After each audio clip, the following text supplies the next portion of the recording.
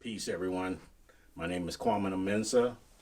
I'm a founding member of the Detroit Black Community Food Security Network. My name is Robert Polk, also known as Mombera in the community. I'm one of the founding members of the Detroit Black Community Food Security Network, although actually that's kind of a piggyback off of my wife, Nubia. She was a member before I was. And back in 2007, I moved from Atlanta to Detroit. Nubia and I got married, and due to her involvement in the Food Security Network, I got involved, really enjoyed it, enjoyed the idea of food security, food sovereignty. In February of 2006, an organic urban farming movement was born in the city of Detroit based on an organizational call out to food activists, community activists, city government members, and others because of the lack of food or the food insecurity issue in the city of Detroit. We had a situation in the city of Detroit where we had high levels of diabetes, high levels of hypertension, high levels of obesity in our community, which is all food related. And we also had a situation where there was a total lack of fresh fruits and vegetables available in our community, where members of the community had to buy their foods from grocery stores. Not grocery stores, but party stores, gas stations, liquor stores, which does not afford, the best possible fresh fruits and vegetables. If you wanted to go to a grocery store that had quality produce, you had to go out of the city. And so because of that, out of that initial meeting, the organization was formed, Detroit Black Community Food Security Network. In May of that year, 2006, we started planting at the 4-H Club on the east side at Gratiot and McClellan. It was just a couple of vacant lots. We started planting there. We had a harvest that year. Well, however, some developers purchased that land and we had to move. So in 2007, we had a collaboration with the Shrine, the Pan-African Orthodox Christian Church on the west side here on Linwood. They had a vacant lot on Collingwood and Cascade. And they gave us permission to farm there. It was a very arduous task. They had not farmed there in over 5 years. So we had to get all of the community kids together. We formed bucket brigades to get all of those rocks and bricks and stuff that used to be the former site of a hospital, from my understanding. But we cleared that land. We planted the produce that year, and we had a successful harvest. It was a lot of hard work. It was total community effort. People in the neighborhood came out and helped. We used water sources from the fire hydrants in the area and a couple of other people's houses. They looked out for us. That year, we also had our first harvest festival. And so that was how the Fire Harvest Festival was born in October of 2007. However, the following year, 2008, the Shrine had other ideas after they saw what we did with the land. They decided they might go back into farming again. So we were uninvited back in 2008. However, for the previous 2 years, we had been negotiating with the city of Detroit. So some of us, including myself, worked at the city council and worked at the city planning commission and other organizations in the parks and recreation department. And we have been negotiating with meetings and everything for 2 years.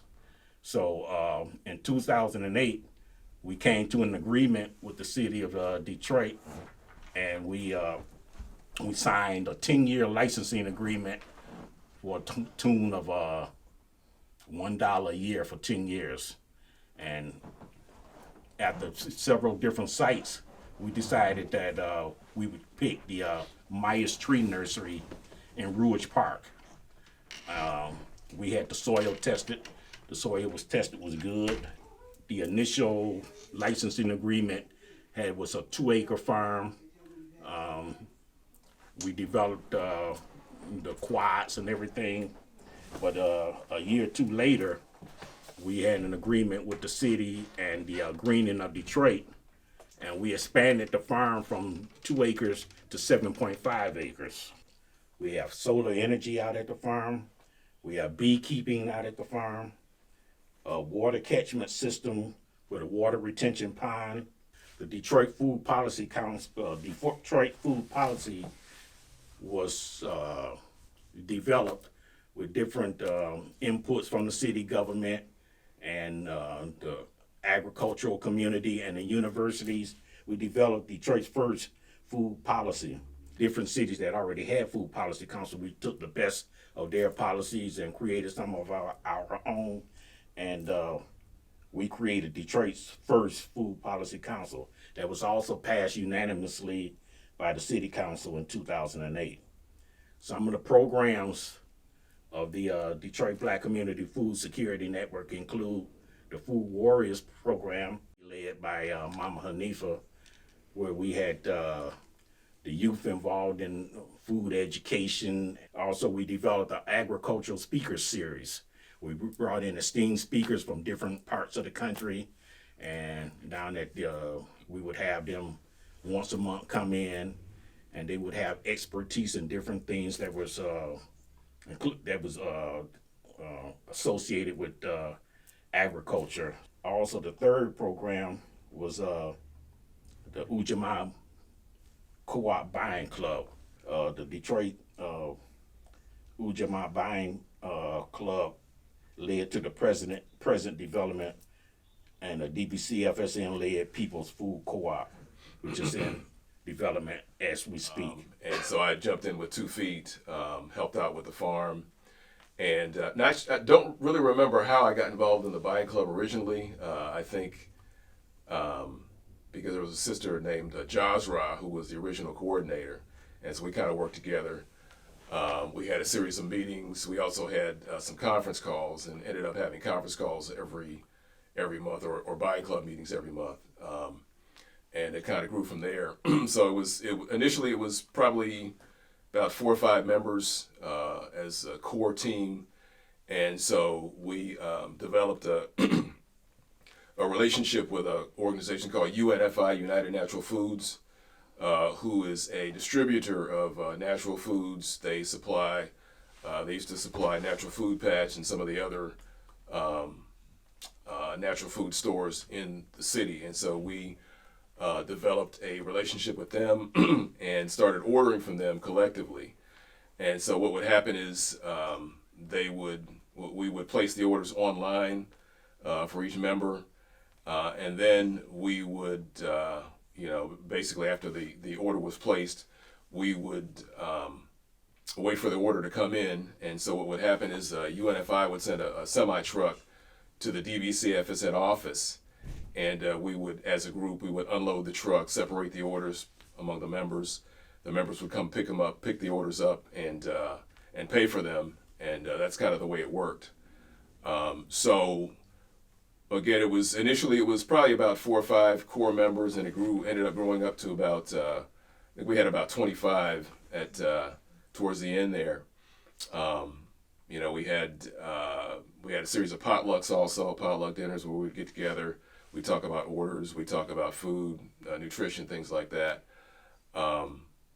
And so it just kind of grew from there. But that was the initial effort was when that small group of people came together and started the buying club. And so I think as part of our vision for the buying club, we had always envisioned developing that into a full-blown store. And so a lot of the discussions we had were about developing a store, finding a place for the store, staffing, things like that. So that's just kind of how it evolved, that buying club. Well, I think one of the milestones definitely was the acquisition of D-Town, because as Baba Kwamena just mentioned, we actually kind of got kicked off of the property that was owned by the Shrine, and so, but it was actually a blessing in disguise, I think, because the acquisition of the property in Rouge Park was that was a major event, and it allowed us to really expand the operation. I think we had a relatively small plot at first, but through the efforts of the group, we were able to develop it, and I think it's what now 7 acres we have there. 5 acres, Right. yeah. So that was definitely a milestone, is acquiring that piece of property. I think another one of the milestones is all of the volunteer work that went into managing that farm.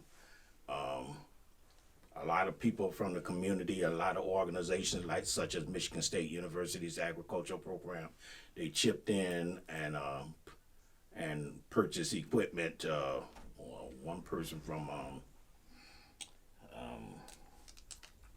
the guy Williams called me one time and he told me to meet him. He lived in Ann Arbor. Told him to meet me halfway at the airport on Merriman Road. We met in the parking lot. He opened up and he had like hundreds of planters and shovels and trowels. Just things that we really needed. So we I think it was through Mama Jackie we obtained this shed. And we moved the shed. That was quite a milestone to getting that shed to the farm, and I remember that.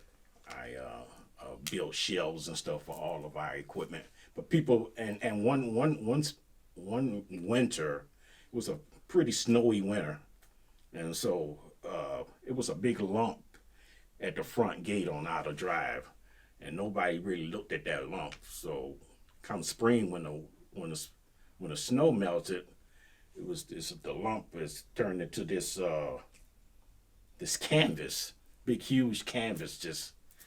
We opened up the canvas and tools. Somebody had just left that out there for us. We never found out who left those tools there. But it was work like that where the community this was a community led, organically grown organization, and I'm proud of, we're proud to be part of it, But it was definitely a mission to bring fresh fruits and produce and to develop self-determination and food security for our community. So through education and bringing the youth up also in that endeavor. Okay, what roles that I have at the farm? Well, at the very beginning, organization-wise, I was part of the board of directors, the initial founding board of directors, and then after about a year or so into it, I was voted by the board of directors as the president of the board, and so. In my tenure, about a year and a half later, Baba Malik asked me to be the farm manager. Well, he wanted me to apply for the farm manager position. So it was several different applicants, and somehow I was chosen. And so I was like the second farm manager. The first farm managers were co-farm managers between Marilyn Neferah Barber and Mama Jackie Hunt. So I was the second farm manager, and I was the farm manager for about 2 years. So it's like that. So during our tenure, we developed, the salaries, the positions at the farm, the strategic planning sessions, the farm management, and every aspect of the farm. We kind of developed it. So I was the second farm manager at the farm.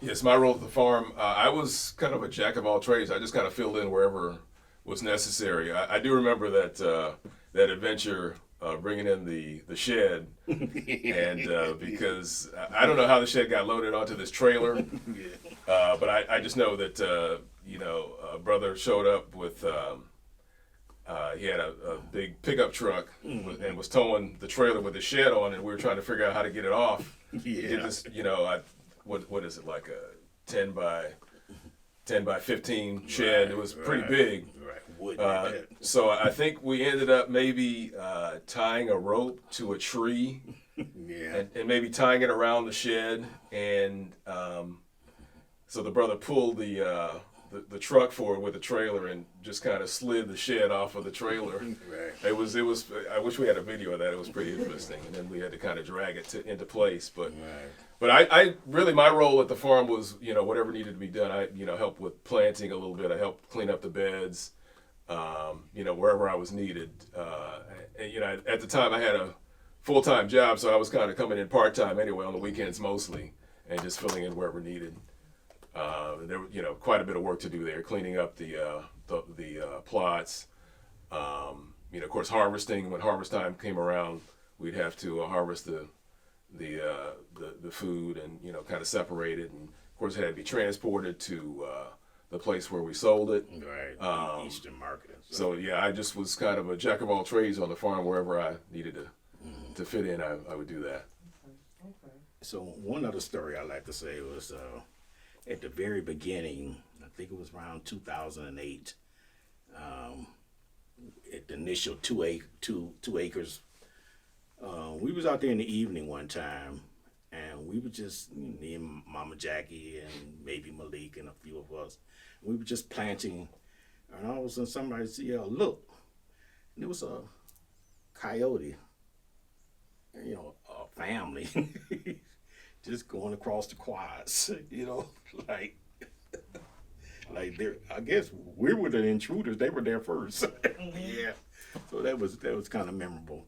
But also those first years, we had a lot of, deers in that Myers tree nursery, and they would eat up half of the crops, And so I think through partnership with Michigan State and maybe some grant funding or something, we built a 10-foot deer fence, and which helped a lot with the deer.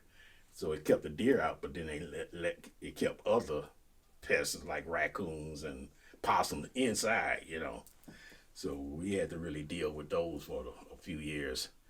But one particular harvest festival, and because I remember I was heading out of town during that particular harvest festival on the last day, and it rained like cats and dogs. I mean, all of our drive was flooded and everything, and it was like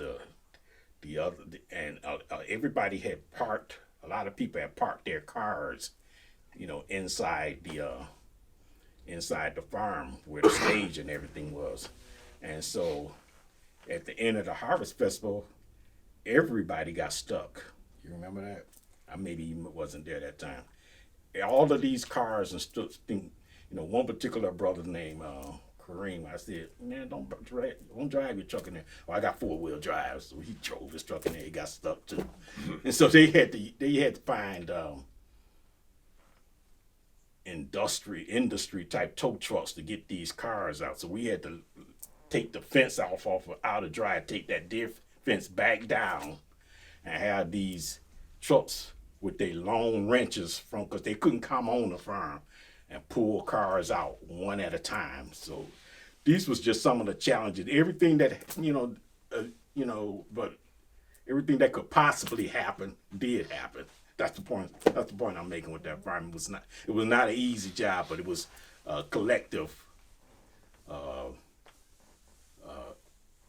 operation from everyone. Teamwork gets the dream work. Yeah.